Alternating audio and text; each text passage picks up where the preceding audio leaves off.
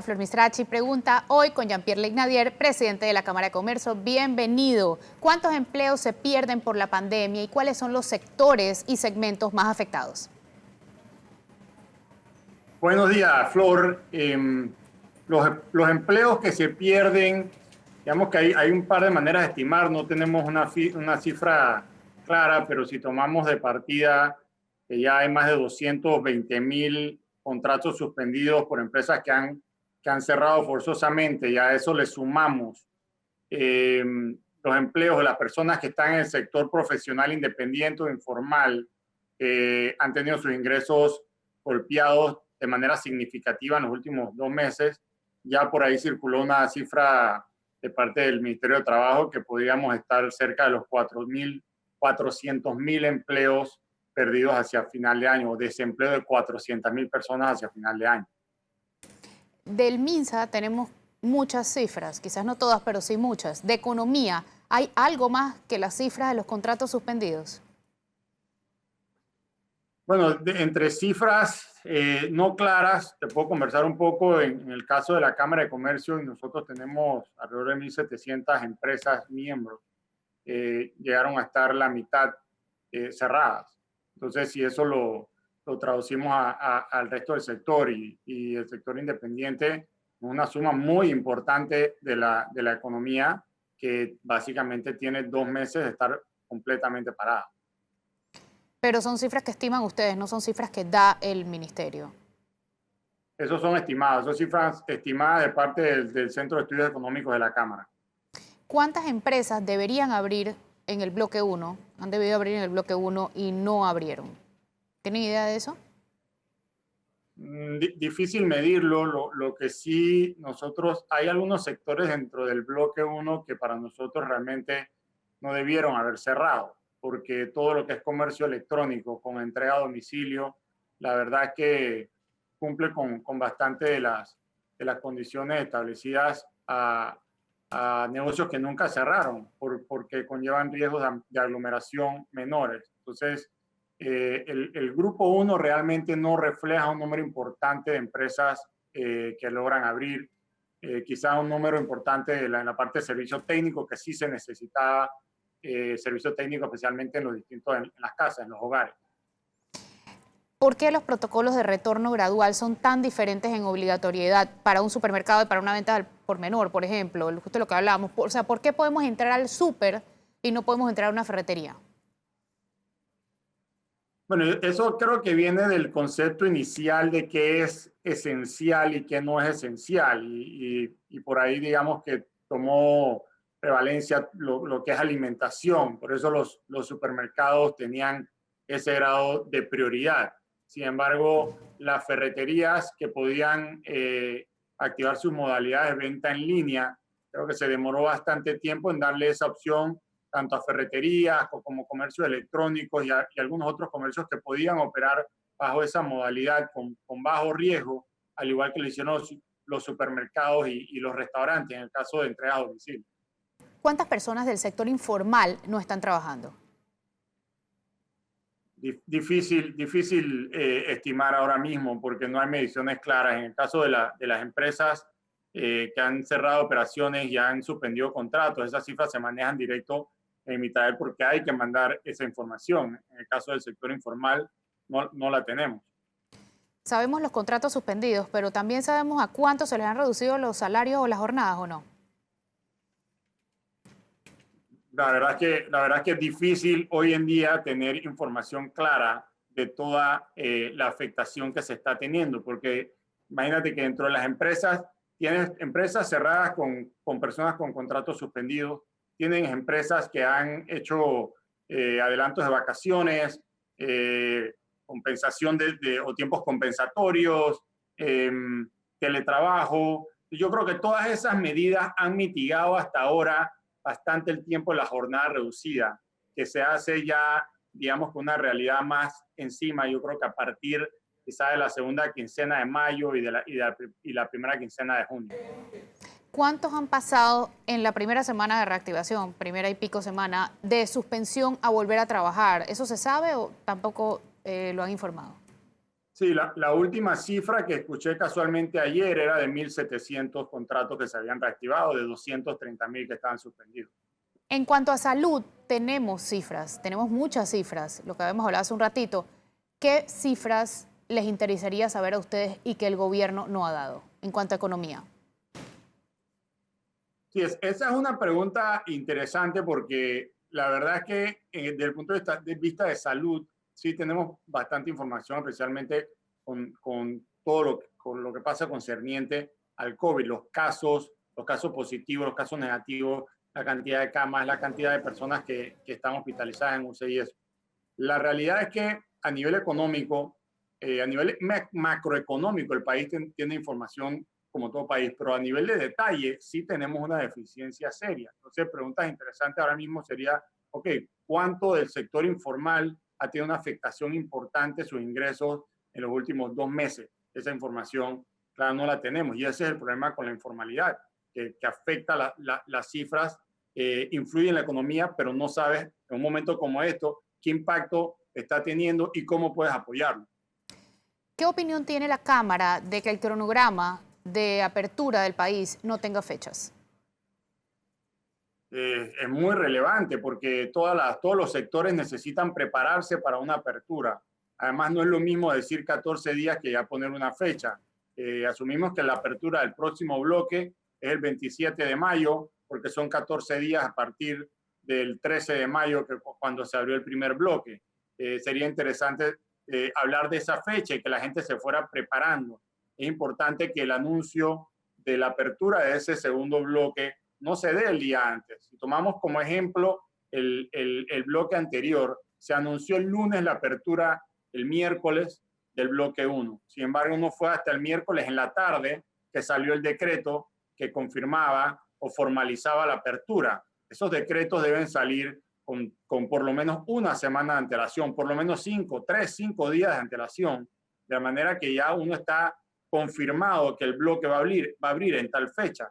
Ya las empresas se están preparando para la apertura, pero es importantísimo tener claridad en la fecha. En el decreto donde anunciaron el primer bloque que salió el miércoles, cuando ya estaban abiertos los locales, incluyeron temas operativos, como por ejemplo 10 personas por local, y ya estaban abiertos con más personal. ¿Cómo les afectó eso? Hubieron empresas que abrieron ese día.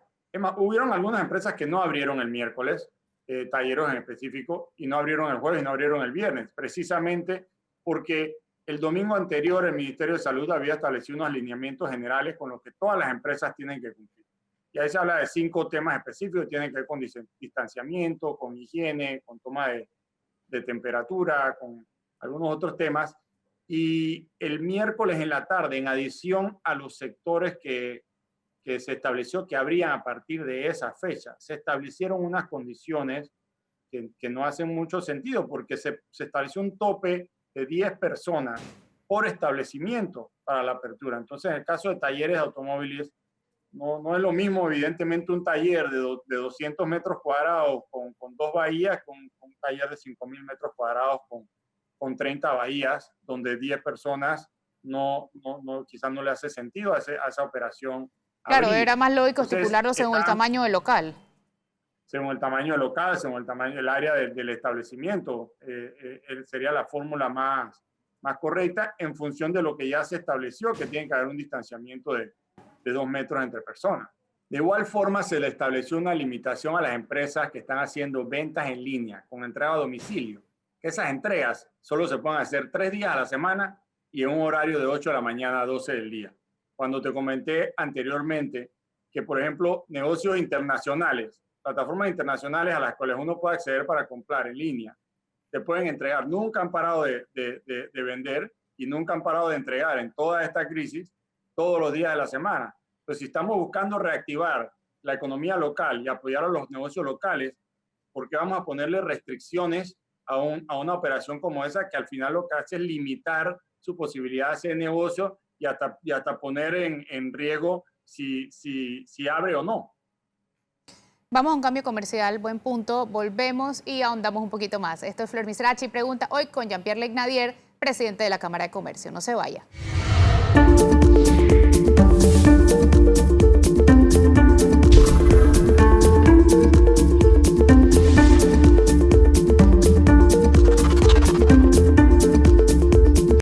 Tenflor Misrachi pregunta hoy con Jean-Pierre Legnadier, presidente de la Cámara de Comercio. La suspensión de contratos, según el Código de Trabajo, se limita a 4 meses y ya pasaron 2. ¿Qué se espera que pase con eso? Ese es un tema que ya se ha levantado la advertencia al Ministerio de Trabajo y ellos están analizando la situación porque es importante que las empresas y los trabajadores tengan claridad sobre el tema y que no sea de último momento. Bueno, nuevamente, lo que nos preocupan son los tiempos. Se está agarrando como referencia algunas situaciones cómo se manejaron en el periodo después de la invasión con algunas leyes transitorias que se establecieron en ese momento. Creo que el ministerio está viendo eso. También se está discutiendo en la mesa del diálogo económico laboral, pero lo que es importante es que se tenga certeza sobre eso pronto, porque el tiempo está corriendo y las empresas lo que se les complica es si unas semanas antes nos van a decir se puede extender un mes o 2 meses o el tiempo que sea, pero es importante que el ministerio comunique y aclare eso lo más pronto posible. Otro tema, ¿dónde están los mecanismos para que las empresas puedan acceder a los fondos que el gobierno ha conseguido? El BID, por ejemplo. Sí, la última información que tenemos es que el Ministerio de Economía y Finanzas todavía está negociando términos y condiciones con el BID para cómo las empresas van a poder accesar esos fondos que entendemos que va a ser a través del Banco Nacional. Esos fondos, ese apoyo es muy, muy importante en el proceso de apertura, especialmente para lo que son las pequeñas y medianas empresas que van a tener una situación de liquidez para arrancar. Nosotros en la Cámara hemos iniciado ya, digamos, acercamientos con Banco Nacional, con el Centro Nacional de Competitividad para un apoyo a las empresas que seguramente van a tener que presentar algo de información al Banco Nacional o al banco que provee estos fondos y puede que sean empresas que no necesariamente tienen relaciones bancarias. Entonces, nosotros estamos planteando apoyo tanto de comunicación como de asesoramiento a las empresas, empezando por las que son parte de nuestro gremio, para ver cómo pueden acceder a esos fondos. Y lo que necesitamos es que acelere el avance de las negociaciones de los términos entre el gobierno y el BID para que pongamos esa rueda a andar. Cada día que pasa es uno menos para miles de micro y pequeños empresarios. ¿Cómo funcionará el programa Adopta tu Pyme? El programa Adopta tu Pyme básicamente es un complemento al esfuerzo, al apoyo que está obteniendo el gobierno para las empresas y consiste en que, empezando por nuestras agremiadas empresas grandes, empresas medianas, apoyar a nuestros proveedores locales, pequeños y microempresarios, a través de precisamente la compra de servicios, el apoyo quizás con el adelanto de pagos de servicios con proveedores que son recurrentes y que han estado cerrados de repente por 1 o 2 meses y de alguna manera puedes apoyarlos en transacciones comerciales que pueden realizarse de una manera más expedita. Entonces, básicamente es solidaridad entre la comunidad empresarial, entre las empresas que han tenido el beneficio de no estar cerradas, las empresas que han tenido el beneficio de que están en un segmento esencial de la economía, que han podido seguir operando y operando bien, entonces que apoyen a los más pequeños a través de pagos, a través de la compra de servicios, a través de la compra de productos. Hay al menos 3 mesas viendo los temas de reapertura. En la mesa tripartita está la Cámara de Comercio y esa mesa tiene 2 meses para hacer propuestas. ¿De qué van a servir esas propuestas si ya estamos abriendo el país? Bueno, la mesa creo que es importante porque reúne a distintos sectores en un ambiente de diálogo. El tema, la limitación quizás es que con la cantidad de gente que está en la mesa puede que tome un poco de tiempo tomar algunas decisiones, pero yo creo que precisamente en el plano laboral, en la parte de la suspensión de los contratos, tomar experiencia de lo que se tuvo en la invasión, la flexibilidad es importante, la flexibilidad que puedan tener las empresas hacia adelante, con el tema de jornadas reducidas, contratos suspendidos, combinación de esos temas y yo creo que de esa mesa pueden salir cosas interesantes. Pero nuevamente, cuando tienes tanta gente sentada en la misma mesa, El problema es la demora que puede tener en tomar decisiones. Sí, ¿cómo pones de acuerdo a 8 gremios de trabajadores, 8 gremios de la empresa privada, del Mitradel, observadores de otros ministerios? Es difícil. Pero mi pregunta es si esas propuestas van a servir, tomando en cuenta que ya estamos abriendo el país. O sea, van a llegar, si es en 2 meses, o sea, falta un mes más, ya va a estar bloque 3 andando si las cosas van bien. Si estamos contra el tiempo, en el caso de la empresa privada, nosotros si bien tenemos 8 puestos en la mesa, estamos trabajando de manera unida y consensuada a través de una sola vocería, a través de los consejos de la empresa privada. Y eso por lo menos ha facilitado del lado nuestro la propuesta. Nuestro enfoque ha sido en la parte laboral, pues sentimos que ahí es donde está la urgencia. Y lo que hay que recordar es que sí, la apertura, las empresas van a tener fechas de apertura a partir de, no todas van a abrir en esa fecha porque no van a tener la capacidad de hacerlo. Entonces lo que necesitamos es crear las condiciones para que no pasen 2 meses más, que las empresas no puedan abrir teniendo ya la posibilidad, digamos, de fecha, porque no tienen claridad en la parte laboral, porque no tienen los recursos o la liquidez para arrancar en una apertura que seguramente se va a dar un ambiente económico con una demanda muchísimo más reducida. Entonces, lo importante es que arranquemos, o sea, hay que dar los pasos, hay que dar las fechas para poder empezar el proceso de apertura, el proceso de que las empresas se preparen para que tengan un ambiente seguro para sus colaboradores, para que arranquen operaciones. Se ha hablado mucho y se ha debatido mucho de la legalidad o no con la que el gobierno ha manejado esto. ¿Por qué es tan importante este tema a la hora de atraer negocios?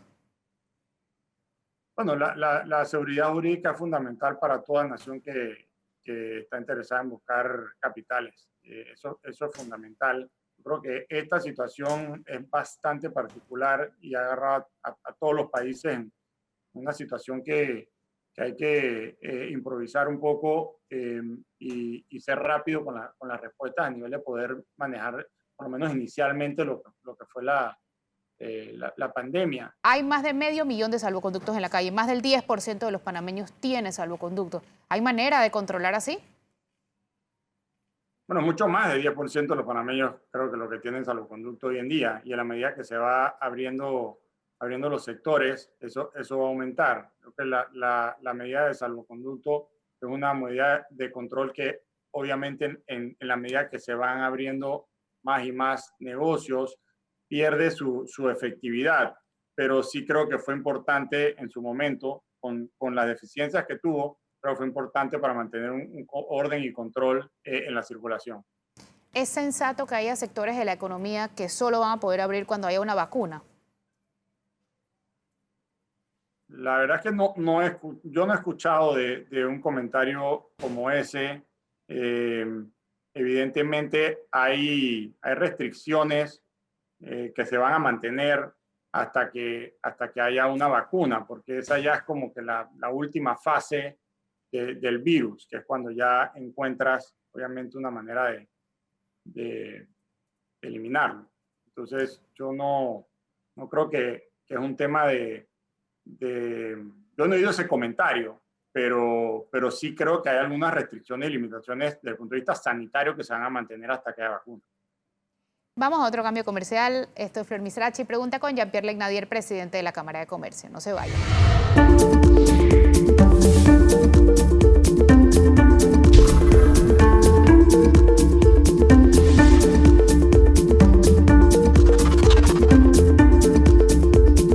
Ya de vuelta en Flor Misrachi, pregunta hoy con Jean-Pierre Legnadier, presidente de la Cámara de Comercio. ¿Cuánto tiempo estiman ustedes que le tomará a la construcción reactivarse? Hace 2 años hubo una huelga de un mes y tomó más de 3 meses reactivar el sector, aún con la economía andando. Bueno, tenemos esa referencia y esa referencia en una economía que el resto de la economía siguió operando mientras se dio esa huelga. Y digamos que tomó 3 meses de repente regresar en su totalidad. Ahora se ha dividido en 2 bloques. Primero abren algunos proyectos de infraestructura pública y después van a venir los privados en el bloque 3. Pensaría que como mínimo para recuperar la totalidad del sector van a tomar ese tiempo y quizás hasta más, porque hay que tomar en cuenta que aquí el cierre de la economía no solo se circunscribió en el sector de la construcción, sino en casi toda la economía. ¿Por qué entra construcción pública en la fase 2 y privada en la fase 3? ¿Por qué? Sí.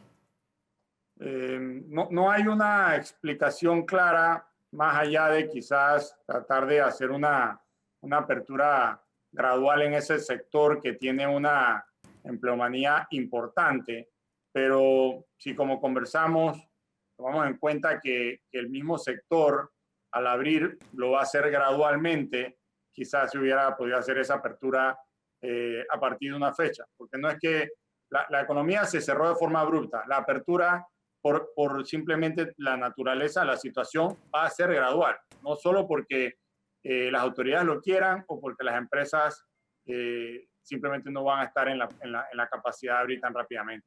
¿Cuál es la proyección para la recuperación del sector de ventas al por menor? ¿Qué pasará con los malls, por ejemplo?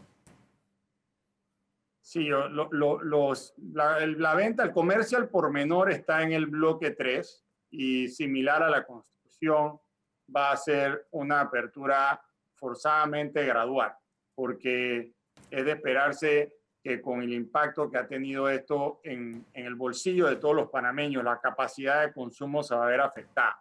Entonces los panameños van a estar enfocados, así como en todas partes del mundo, en la compra de productos y bienes esenciales. Entonces eso naturalmente va a producir una caída importante en la demanda. Los centros comerciales van a verse afectados precisamente por eso. Los Hay centros quienes, comerciales piensan que el sector restaurantes se va a demorar 8 meses en recuperarse y hoteles 2 años. ¿Qué piensan ustedes de eso? Yo creo que hay distintas estimaciones. Yo creo que en general se habla de una recuperación entre 12 y 24 meses para la economía en general. Los restaurantes han establecido o han incorporado mucho la modalidad de venta en línea de entrega a domicilio. Hay otras empresas en el bloque de ventas al por menor que no son tan esenciales, pero que también pueden incorporar ese modelo, digamos, rápidamente. Entonces, yo creo que parte de todo este tema es que vamos a encontrarnos con un modelo económico un poco diferente, o sea, se adelantan algunas de las tendencias que se veía que venían, como precisamente son el e-commerce y las ventas en línea, pero la gran pregunta es si va a haber la demanda para comprar bienes y servicios, aunque sean estas modalidades. Y eso va a ir en función de cuando vayamos abriendo, cómo se van desempeñando distintos indicadores económicos. Habla de 12 a 24 meses. ¿Y cuál será el sector que más le tomará recuperarse? ¿Es turismo? Probablemente turismo, y eso es fácil de entender porque, por ejemplo, el tema de viajes depende tanto, por un lado, de los países que abran sus fronteras, que abran los aeropuertos. Por otro lado, depende de que la gente esté dispuesta a viajar, entendiendo que hasta que no haya una vacuna hay unos riesgos importantes, pero es importante que también el gobierno entienda que no podemos como país perder nuestra base desde donde vamos a competir hacia adelante. Entonces, ese es un sector que tiene que operar en un modo de supervivencia y debe ser prioridad del gobierno apoyar en ese modo de supervivencia. A las empresas turísticas, aerolíneas, ¿a cuáles más deberían apoyar? Todo el sector, o sea, lo que son los hoteles, la parte de aerolíneas, o sea, la empleomanía que genera el sector es muy importante aquí y el potencial que tenemos hacia adelante. Una vez usemos esta crisis, que seguro lo vamos a hacer, es uno de los sectores donde puede que tengamos mayor oportunidad. En las empresas de más de 51 trabajadores hay que contratar a un especialista en salud ocupacional para que les certifique que están haciendo los procesos correctamente. Eso, primero, las empresas tienen plata para esto y dos, ¿existen los especialistas disponibles para toda esta demanda que se va a generar? Ninguna de las dos. Y vemos con gran preocupación esa resolución, ese decreto que salió, porque en conversaciones con el gobierno lo que habíamos escuchado es que, y que nos parece una buena iniciativa, es una certificación que el Ministerio de Trabajo junto con el MINSA están implementando, llamada Panamá Saludable, que la idea es que sea como un nivel alto de certificación para las empresas o para los comercios que de repente operan al por menor y reciben clientes, consumidores directamente, y en el futuro turistas lleguen a un comercio y pueda haber una certificación, un logo que dice Panamá Saludable y esta empresa está cumpliendo con el más alto nivel de cumplimiento de los lineamientos de higiene. Entonces, como una marca importante en ese sentido, y eso es una iniciativa que nos parece muy interesante y positiva, pero no puede ser obligatoria. Y eso fue lo que claramente se expresó. Sin embargo, cuando salió la resolución, no hay claridad por ningún lado que diga que es opcional o que es voluntaria. Entonces, ya se han tenido conversaciones tanto con el Mitrael como con el MINSA para que esa información se aclare y esperemos que eso se haga lo más pronto posible. Cambiando de tema, ¿qué pasó con la reglamentación de las APP que se anunció con tanta emoción?